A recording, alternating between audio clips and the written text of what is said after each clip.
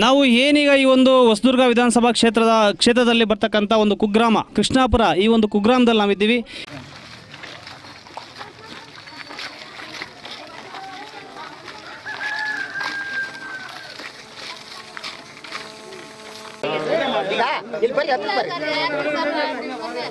Congress vote ಹಾಕ್ರಮ್ಮ. ಅದೇ sir, ನೀರು ಅನುಕೂಲ ಇಲ್ಲ, ಮತ್ತು ಚರಂಡಿ ಕ್ಲೀನ್ ಮಾಡಲಿಕ್ಕೆ ಸ್ವಲ್ಪ ಸೌಲಭ್ಯ ಬೇಕು, ಮತ್ತು ಅಲ್ಲೊಂದು ಕರೆಂಟಿಂದು ಕಂಬ ಒಂದು ಹೋಗಿದೆ, ಅದೊಂದು ಸೌಲಭ್ಯ ಬೇಕು, ಮತ್ತು ರೋಡಿಂದು ಸ್ವಲ್ಪ ಆ ಕಡೆ ಸೈಡಲ್ಲೆಲ್ಲ ರೋಡ್ ಆಗಲಿಲ್ಲ, ಅದೊಂದು. ಈ ಬಾರಿ ಗೋವಿಂದಪ್ಪರು ಏನಾದರೂ ಆರಿಸಿ ಬಂದ್ರೆ ಅವರು ನಿಮ್ಮ ಒಂದು ಗ್ರಾಮಕ್ಕೆ ಅಭಿವೃದ್ಧಿ ಮಾಡ್ತಾರೆ ಅನ್ನೋ ನಂಬಿಕೆ ನಿಮಗೆ? ಫುಲ್ ಇದೆ 100% ಗ್ಯಾರಂಟಿ ಇದೆ ನಮಗಿದೆ ಸರ್, ನಮಗೆ ಪಕ್ಕಾ ಇದೆ ಅದು.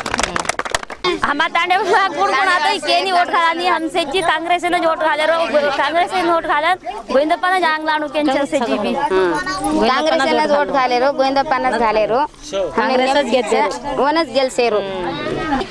ನಡೆತಕ್ಕಂಥ ವಿಧಾನಸಭಾ ಚುನಾವಣೆಯಲ್ಲಿ ಏನು ಹೊಸದುರ್ಗ ವಿಧಾನಸಭಾ ಕ್ಷೇತ್ರದ ಕಾಂಗ್ರೆಸ್ ಅಭ್ಯರ್ಥಿಯಾಗಿ ಗೋವಿಂದಪ್ಪರು ಏನು ಒಂದು ವಿಧಾನಸಭಾ ಚುನಾವಣೆಯಲ್ಲಿ ಒಂದು ಮತಯಾಚನೆಗೋಸ್ಕರ ಬಂದಿದ್ದಾರೆ ಈ ಒಂದು ಕುಗ್ರಾಮಕ್ಕೆ. ಅವರ ಹಿಂದೆ ಶಾಸಕರಾಗಿದ್ದಂಥ ಟೈಮಲ್ಲಿ ಸುಮಾರು ಅಭಿವೃದ್ಧಿ ಕಾಮಗಾರಿಗಳಾಗಿದೆ. ಯಾಕೆಂದರೆ ಅವ್ರ ಒಂದು ಬಿರುದು ಕೂಡ ಬಂದಿದೆ, ಗೋಕಟ್ಟೆ ಗೋವಿಂದಪ್ಪರು ಅಂತ ಕೂಡ ಒಂದು ಬಿರುದು ಕೂಡ ಬಂದಿದೆ. ಅವ್ರನ್ನೇ ಕೇಳೋಣ. ಮಾಜಿ ಶಾಸಕರಾದ ಮೇಲೆ ಈ ನಂಜುಂಡಪ್ಪ ವರದಿ ಹಣ ತರಲಿಕ್ಕೂ ಕೂಡ ಒಂದು ದಿವಸ ತಾಲೂಕು ಕಚೇರಿ ಪ್ರತಿಭಟನೆ ಮಾಡಿ ಶಾಸಕರಿಗೆ ಇವತ್ತು ಮಾಧ್ಯಮಗಳ ಮೂಲಕ ಒಂದು ಕಿವಿ ಮಾತನ್ನು ಕೂಡ ಹೇಳಿದ್ವಿ. ಆದರೂ ಕೂಡ ಈ ಕಡೆ ಗಮನ ಹರಿಸ್ತೇನೆ. ನಂಜುಂಡಪ್ಪ ವರದಿಯ ಪೂರ್ಣ ಪ್ರಮಾಣದ ಸುಮಾರು 4,000 ಕೋಟಿ ಹಣವನ್ನು ಇವತ್ತು ನಮ್ಮ ತಾಲೂಕಿಗೆ ತರದೇ ಅಭಿವೃದ್ಧಿ ಶೂನ್ಯವಾಗಿದೆ. ಅನನುಭವಿ ರಾಜಕಾರಣದಿಂದ ಇವತ್ತು ಇಂಥ ಒಂದು ದುಸ್ಥಿತಿಗೆ ನಮ್ಮ ತಾಲೂಕಿನ ಮತದಾರರು ಬಂದಿದ್ದಾರೆ. ಇವತ್ತು ಜನಸೇವೆ ಮಾಡದೆ ಮೊದಲನೇ ಕರ್ತವ್ಯ. ಅಧಿಕಾರ ಮುಖ್ಯ ಅಲ್ಲ, ಅಧಿಕಾರ ಬರ್ತದೆ ಹೋಗ್ತದೆ. ಅದರ ಜನರಿಗೋಸ್ಕರ ನಾವು ಎಲೆಕ್ಟ್ ಆಗಿರ್ತಕ್ಕಂಥದ್ದು. ಎಲೆಕ್ಟ್ ಆದಂಥ ಒಬ್ಬ ಶಾಸಕ ಜನರ ಆಶೆ ಆಶೋತ್ತರಗಳು ಈಡೇರಿಸ್ತಕ್ಕಂಥ ದಿಕ್ಕಿನಲ್ಲಿ ನಾವು ಚಿಂತನೆ ಮಾಡಬೇಕು. ಓಟಿನ ರಾಜಕಾರಣಕ್ಕೋಸ್ಕರ ಇವತ್ತು ನಾವು ರಾಜಕಾರಣ ಮಾಡಬಾರ್ದು, ಅಭಿವೃದ್ಧಿಗೋಸ್ಕರ ರಾಜಕಾರಣ ಮಾಡಬೇಕು. ಓಟಿಗೋಸ್ಕರ ರಾಜಕಾರಣ ಮಾಡಿರ್ತಕ್ಕಂಥ ಹಿನ್ನೆಲೆಯಲ್ಲಿ ಇವತ್ತು ತಾಲೂಕು ಶೂನ್ಯವಾಗಿದೆ. ಸರ್, ಗೋವಿಂದಪ್ಪರು ಜಾತಿ ರಾಜಕೀಯ ಮಾಡಲ್ಲ, ಎಲ್ಲ ವರ್ಗದ ಜನಾಂಗದವರನ್ನು ಒಂದೇ ನಿಟ್ಟಿನಲ್ಲಿ ನೋಡ್ತಾರೆ. ಮತ್ತು ಹಿಂದೆ ಅವರು ಶಾಸಕರಾಗಿದ್ದಾಗ ಏನೊಂದು ಅಭಿವೃದ್ಧಿ ಕಾಮಗಾರಿಗಳನ್ನು ಕೊಟ್ಟರು. ಇನ್ನು ಮುಂದೆ ಈ ಬಾರಿ ಚುನಾವಣೆಯಲ್ಲಿ ವಿಜಯಲಕ್ಷ್ಮಿ ತಮಗೊಲದು ವಿಜಯಮಾಲೆ ತಮಗಾಗಿಸ್ಕೊಂಡ್ರೆ ಏನೇನು ಅಭಿವೃದ್ಧಿ ಮಾಡಬೇಕು ಅಂದ್ಕೊಂಡಿದ್ದೀರಾ ಸರ್?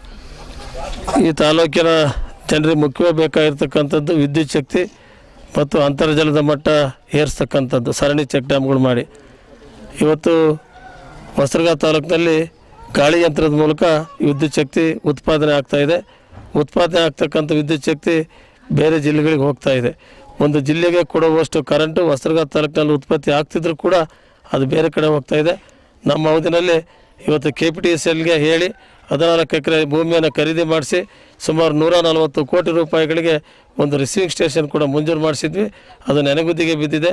ಆ ರಿಸೀವಿಂಗ್ ಸ್ಟೇಷನ್ನು ಇವತ್ತು ತುರ್ತಾಗಿ ಅಭಿವೃದ್ಧಿಪಡಿಸಿ ನಮ್ಮ ವಿದ್ಯುತ್ ಶಕ್ತಿ ಉತ್ಪಾದನೆ ಆಗ್ತಕ್ಕಂಥ ವಿದ್ಯುತ್ ಶಕ್ತಿ ನಾವೇ ಇಟ್ಕೊಂಡು ಅದನ್ನು ನಮ್ಮ ತಾಲೂಕಿನ ರೈತರಿಗೆ ಬಳಕೆ ಮಾಡಿ ರೈತರಿಗೆ ಅಂತರ್ಜಲದ ಮಟ್ಟವನ್ನು ಹೆಚ್ಚಿಸಿ ಮತ್ತು ಕುಡಿಯೋ ನೀರು ಮತ್ತು ವಿದ್ಯುತ್ ಶಕ್ತಿ ಎರಡನ್ನೂ ಕೊಡೋದ್ರ ಮೂಲಕ ಇವತ್ತೇನು ದಾಳಿಂಬೆ ಬೆಳೆ, ತೆಂಗು, ಬಾಳೆ, ವೀಳ್ಯದೆಲೆಗೆ ಇವತ್ತು ತೋಟಗಾರಿಕೆಗೆ ಹೆಚ್ಚು ಪ್ರಸಿದ್ಧಿಯಾಗಿದೆ.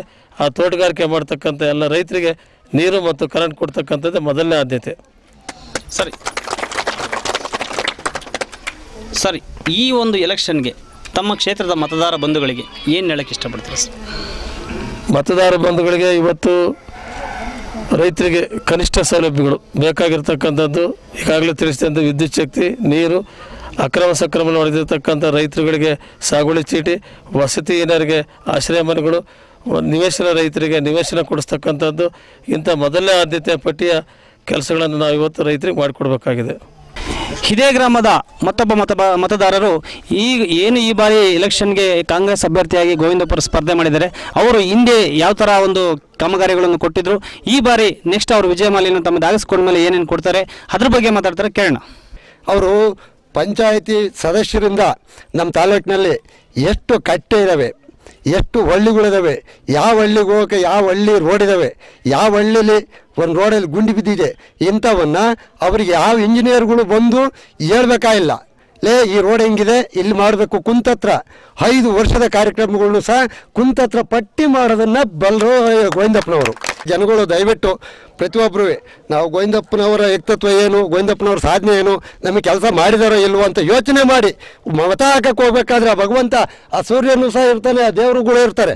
ಅವ್ರ ಕಡೆ ಒಂದು ಸರಿ ಕೈ ಮುಗಿದು ನಮ್ಮ ಮತ ಹಾಕೋದ್ರಲ್ಲಿ ನೀವು 1 ಮತ ಹಾಕಿದರೆ 100 ಜನ ಪ್ರಜೆಗಳನ್ನ, 100 ಜನ ಅಮಾಯಕರನ್ನ ನಾವು ಸಹಕಾರ ಮಾಡ್ತಿದ್ವಿ. ಅವ್ರಿಗಂತ ಮತ ಹಾಕ್ರಿ, ನಾವು ಗೋವಿಂದಪ್ಪನವ್ರಿಗೆ ಗೆಲ್ಲಿಸ್ತೀವಿ ಅಂತಲ್ಲ. ನಾವು ಹಾಕೋ ಒಂದೊಂದು ಮತ 100 ಜನಕ್ಕೆ ಅನ್ನ ಕೊಡೋಂಥ ಮತ, 100 ಜನ ಕುಡಿಯೋ ನೀರು ಕೊಡೋ ಮತ, ನಾವು 100 ಜನ ರೈತರಿಗೆ ಬೇಕಾದಂಥ ಸೌಲಭ್ಯಗಳು ಪಡ್ಕೊಳ್ಳೋ ಅಂಥ ಮತ. ಆ ಮತಕ್ಕೆ ಬೆಲೆ ಕಾಣೋದಿಲ್ಲ. ನಾವು ಅದನ್ನು ದಯವಿಟ್ಟು ತಿಳಿಯಿರಿ ಅಂತೇಳಿ ನಾನು 2 ಮಾತನ್ನು ಎಲ್ಲ ಪ್ರಜೆಗಳಿಗೂ ಹೇಳ್ತಿದ್ದೀನಿ. ನಾವು ಏನೀಗ ಈ ಒಂದು ಹೊಸದುರ್ಗ ವಿಧಾನಸಭಾ ಕ್ಷೇತ್ರದಲ್ಲಿ ಬರ್ತಕ್ಕಂಥ ಒಂದು ಕುಗ್ರಾಮ ಕೃಷ್ಣಾಪುರ, ಈ ಒಂದು ಕುಗ್ರಾಮದಲ್ಲಿ ನಾವಿದ್ದೀವಿ. ಈ ಒಂದು ನಿಮ್ಮ ಗ್ರಾಮಕ್ಕೆ ಆಗಿರ್ಬೋದು ಅಥವಾ ಇಡೀ ನಿಮ್ಮ ಕ್ಷೇತ್ರಕ್ಕೆ ಆಗಿರ್ಬೋದು ಯಾವ ಥರ ವ್ಯವಸ್ಥೆ ಇದೆ? 5 ವರ್ಷ BJP ಸರ್ಕಾರ ಇದ್ದದ್ರಲ್ಲಿ 5 ವರ್ಷದಲ್ಲಿ ಒಂದು ಚೂರು ಅಭಿವೃದ್ಧಿ ಆಗಿಲ್ಲ.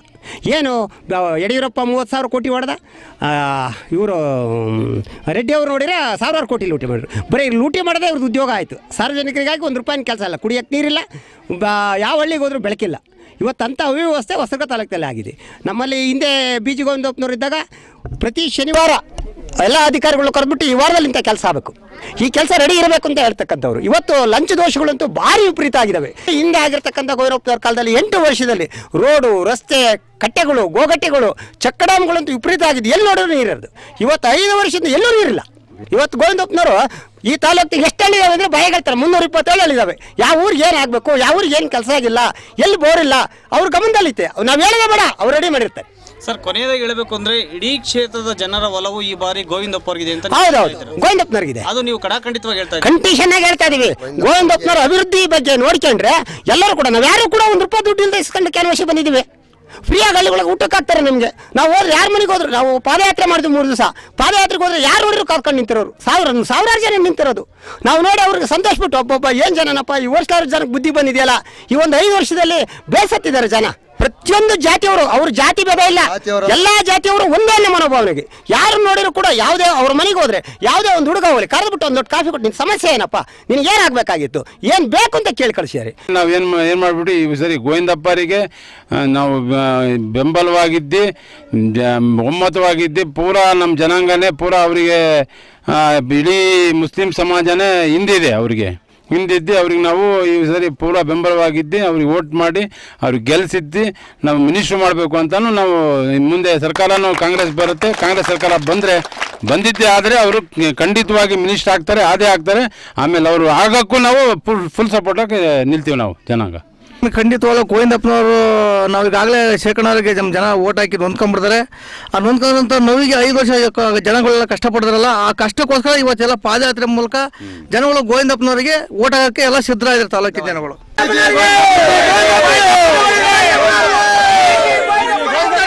ಮುಂದಿನ ಈಗ ವಿಧಾನಸಭಾ ಚುನಾವಣೆ ಏನು ಬಂದಿದೆ, ಈ ವಿಧಾನಸಭಾ ಚುನಾವಣೆಯಲ್ಲಿ ಗೋವಿಂದಪ್ಪ ಅವ್ರನ್ನ ನಾವು ಗೆಲ್ಸ್ಕೊಂಡ್ರೆ ಅವರು ಗೆಲ್ಲುವ ಕುದುರೆಯಾಗಿ ಈಗ ಆಲ್ರೆಡಿ ಓಡ್ತಾ ಇದ್ದಾರೆ. ಅವರು ಗೆಲ್ಲುವ ಕುದುರೆಯಾಗಿ ಏನು ಓಡ್ತಾ ಇದ್ದಾರೆ, ಅವರಿಗೆ ನಾವು ಮತ ಚಲಾಯಿಸಿ ಈ ಬಾರಿಯ ಒಂದು ವಿಜಯ ಮಾಲೆಯನ್ನು ಅವರು ಕೊಳೆಗಾಕಿದ್ರೆ ಅವರು ಮನೆಗೂ ಬಂದು ಎಲ್ಲ ಜನರ ಕಷ್ಟ ಸುಖಗಳಿಗೆ ನೆರವಾಗ್ತಾರೆ, ಮತ್ತೆ ಕಷ್ಟ ಕಾರ್ಪಣ್ಯಗಳಿಗೆ ಸ್ಪಂದಿಸ್ತಾರೆ ಅಂತ ಇಲ್ಲಿನ ಜನ ಹೇಳ್ತಾ ಇದ್ದಾರೆ. ಕ್ಯಾಮ್ರಾಮನ್ ಸುರೇಶ್ ಜೊತೆ ರಾಜು, PDTV 24/7.